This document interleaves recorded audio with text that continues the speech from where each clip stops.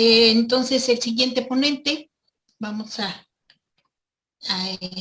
presentarlo, ya lo conocemos todo el mundo, compañero de muchos años, Fernando Sánchez Mejorada y Rojas, productor de televisión formado en la carrera de Ciencias de la Comunicación de la Facultad de Ciencias Políticas y Sociales de la UNAM, con 40 años de experiencia en conceptualización, diseño y realización de programas y series de televisión, así como en la dirección, coordinación y ejecución de actividades en la televisión pública federal, estatal, universitaria y privada. 3 veces ha sido director de imagen legislativa en la Cámara de Diputados, una en el Senado. Actualmente es director general del Sistema Estatal de Telecomunicaciones. Durante 40 años ha trabajado para televisoras privadas, culturales y educativas. Su actividad le ha hecho merecedor de un Premio Nacional de Periodismo, 5 nominaciones y 2 premios en el Festival Pantalla de Cristal y una mención honorífica en el Festival de Cine Científico de París, Francia. Por su experiencia y trayectoria ha adquirido un conocimiento profundo del medio televisivo nacional y una visión institucional orientada al fortalecimiento de los medios públicos. Actualmente, como decíamos, es director del Sistema Estatal de Telecomunicaciones en Puebla y vocal de la Comisión de Protección a Defensores de Derechos Humanos y Periodistas. Por favor, Fernando, con mucho gusto recibimos sus palabras. Muchas gracias a todos. Gracias, Salomé. Pues mira, ya hemos oído, estuvo muy interesante todo lo que hemos oído. Yo nomás creo que para redondear, quiero decir que institucionalmente ahorita no se cuenta con recursos, infraestructura institucional suficiente. Y esto pues evita que se pueda dar una protección adecuada a los periodistas. Mira, yo te cuento desde este ámbito regional, nosotros si hay una denuncia, una petición de que alguien necesita protección, nosotros tenemos que mandar todo el expediente a la parte federal. En la parte federal deciden si es necesario o no. Pues ya cuando decidieron, pues por muy rápido que sea, seguramente ya es tarde, ¿no? Yo creo que esta ley que dice Rogelio y que está haciendo Alejandro va a ser muy importante para resolver todos estos esquemas institucionales que están haciendo falta. Desde que se hizo en el 2012, creo que adolecía de muchas cosas, y adolecía de muchas cosas porque siento que no querían que realmente hubiera protección a periodistas. Yo estaba viendo algunas cifras y en la época panista, según artículo 19, hubo 73 periodistas asesinados, 47 en la época de Peña Nieto y 31 en la actual. La mayoría, como bien decía Olga, fue en municipios y en municipios y en estados donde el crimen organizado está teniendo mucho peso. Y la excepción que confirma la regla es Veracruz, que ya también habían comentado, porque solo en Veracruz, en el gobierno de Javier Duarte, solo ahí fueron 18 periodistas asesinados. El 31% de los periodistas asesinados se dio en Veracruz, o sea, el 20.5%. Esto contrasta mucho con lo que pasaba en la Ciudad de México, que solo ha habido un periodista asesinado del 2000 a la fecha. Y también es interesante que de estos 151 asesinatos que menciona artículo 19, 139 son hombres y 12 son mujeres. Son interesantes, y también lo que me llama mucho la atención, que quiero destacar, es que tanto todas las organizaciones como Artículo 19 o una americana, como la misma ONU, todos condenan condenan en este periodo, condenan el asesinato de periodistas. Pero curiosamente ninguno hace referencia a lo que pasó en el pasado. Hoy sale un tuit del Parlamento Europeo condenando la violencia que se está dando en el gobierno de AMLO. Y uno dice, bueno, o sea, ¿qué tiene que el Parlamento Europeo, sin hacer ni siquiera un análisis somero de cómo ha sido la violencia contra los periodistas, estar, pues, señalando al gobierno de la ciudad y todavía al gobierno de México y todavía diciendo que ha sido invitando a que el gobierno de México tome una acción? Claro que todos queremos e invitamos a que el gobierno de México tome acciones, pero también creo que hay una campaña desde las organizaciones donde están maximizando el ataque a periodistas, porque si se ve, yo que estuve revisando todas las estadísticas, han bajado las estadísticas de asesinatos. Lo que es muy curioso también es que la mayoría de los que hemos visto, están relacionados con el crimen organizado. Esto no quiere, pero el crimen organizado utiliza los elementos del Estado para muchas de esas veces para perpetrar los crímenes. Por ejemplo, tanto en algunos de los últimos crímenes lo hicieron ex policías o ex militares contratados por los mismos narcos, pero utilizando todos los elementos del Estado.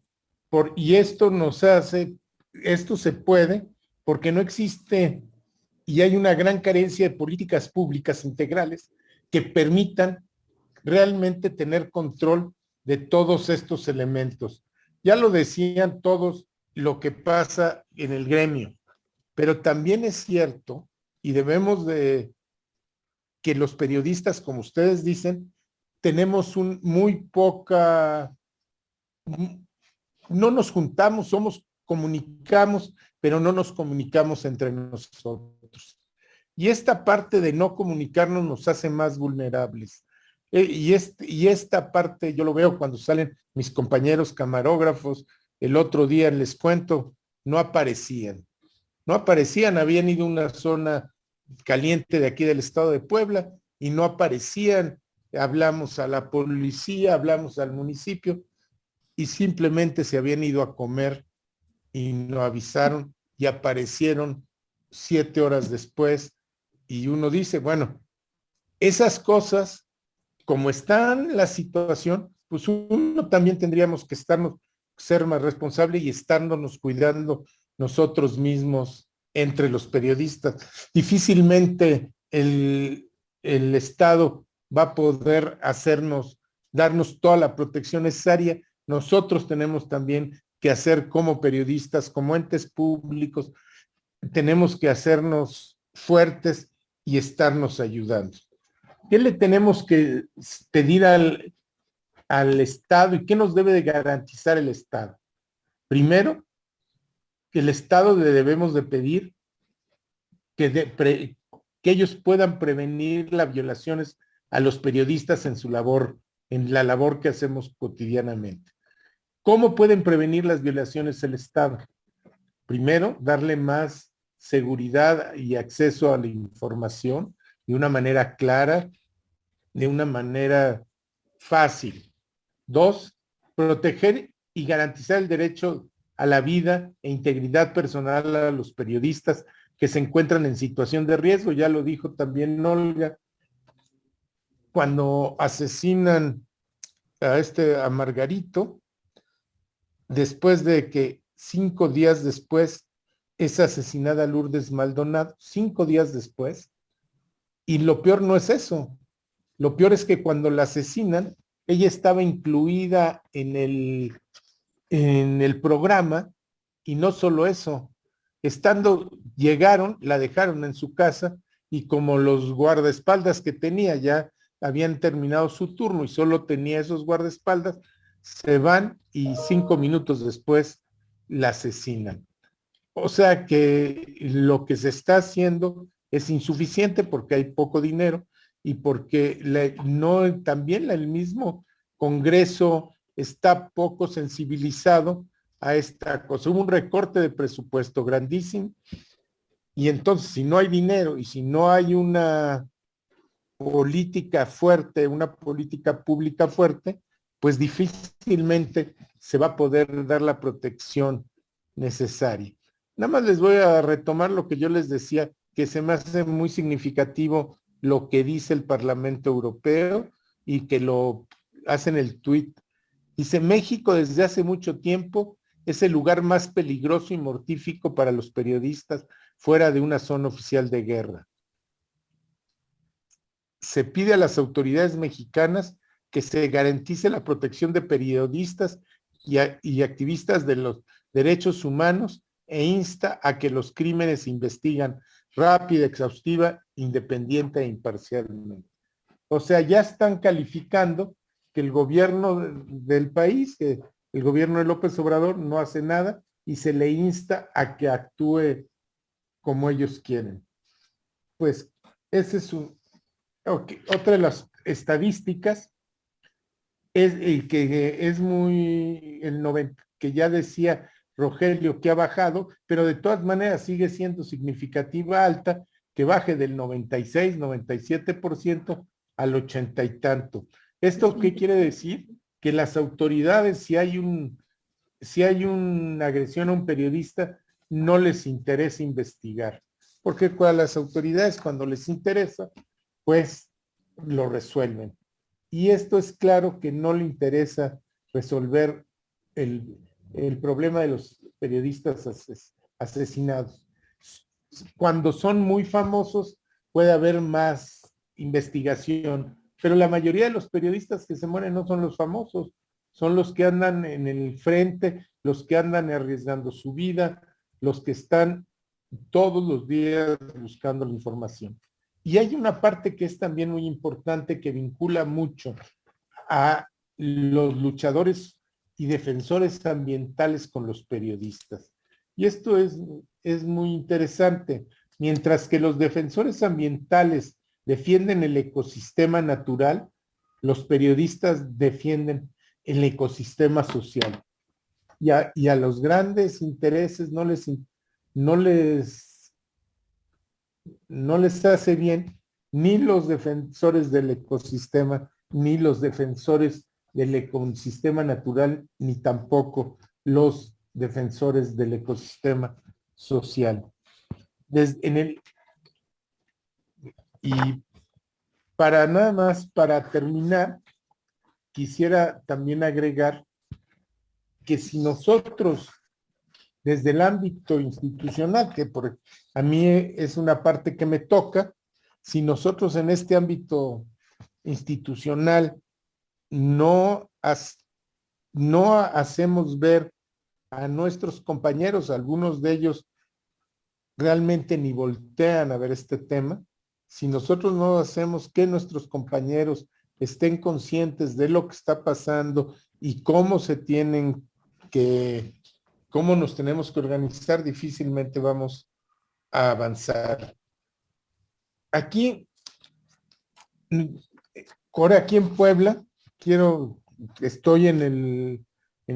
soy vocal de la Comisión contra Periodistas y quiero decirles que es de las pocas, yo tenía entendido que eran 6 estados, ahorita decía Rogelio que eran 12, entre esos 6 estados o 12 estados, que de todas maneras 6 o 12 son muy poquitos, y uno de ellos es Veracruz, y de nada sirve que si se tienen comisiones que no trabajan y que no investigan.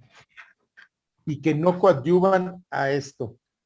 Esta comisión aquí en Puebla nace en julio de 2017 y estamos tratando de hacer todo un esfuerzo para que los periodistas que tienen problemas y están siendo amenazados en las diferentes regiones y municipios al interior del estado puedan tener la protección adecuada.